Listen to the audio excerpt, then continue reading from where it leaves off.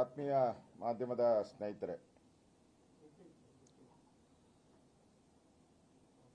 ಕಳೆದ ಒಂದು ವಾರದಿಂದನೂ ಕೂಡ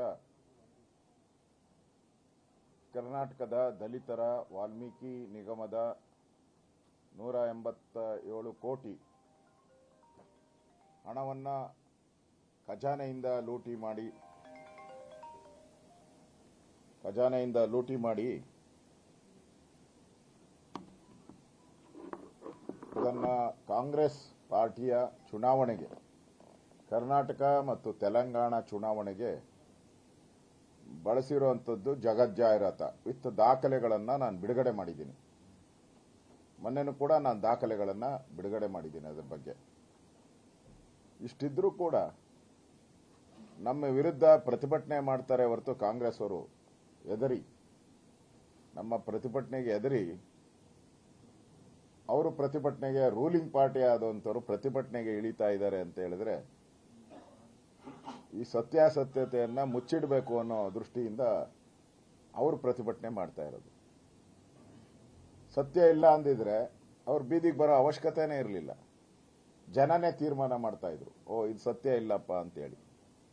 ಜನ ಯಾವಾಗ ವಾಲ್ಮೀಕಿ ನಿಗಮದ ಹಣ, ದಲಿತರ ಹಣ, ಬಡವರಿಗೆ ಸೇರಬೇಕಾಗಿದ್ದಂಥ ಹಣ ಲೂಟಿಯಾಗಿದೆ, ಜನ ಧ್ವನಿ ಎತ್ತಕ್ಕೆ ಶುರುವಾದರು. ಇಡೀ ರಾಜ್ಯದಲ್ಲಿ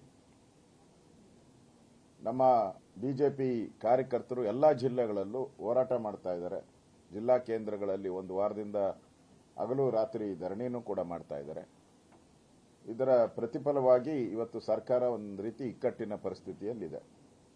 ನಾವು ಇದನ್ನು ಇಲ್ಲಿಗೆ ಬಿಡಲ್ಲ. ನಾಳೆನೂ ಕೂಡ ವಿಧಾನಸೌಧ ಮುತ್ತಿಗೆ ಹಾಕುವಂತ ಕಾರ್ಯಕ್ರಮವನ್ನು ನಾವು ಮಾಡ್ತಾ ಇದ್ದೀವಿ. ನಾಳೆ ಬೆಳಗ್ಗೆ 9:00ವರೆಗೆ ಫ್ರೀಡಂ ಪಾರ್ಕಿಂದ ವಿಧಾನಸೌಧ ಮುತ್ತಿಗೆ ಹಾಕುವಂತ ಕೆಲಸವನ್ನ ನಮ್ಮ ಬಿಜೆಪಿ ಕಾರ್ಯಕರ್ತರು ಮಾಡ್ತಾರೆ. ನಾನು ಭಾಗವಹಿಸ್ತೀನಿ. ಸನ್ಮಾನ್ಯ ವಿಜಯೇಂದ್ರ ಅವರು ಅದರಲ್ಲಿ ಭಾಗವಹಿಸ್ತಾ ಇದ್ದಾರೆ.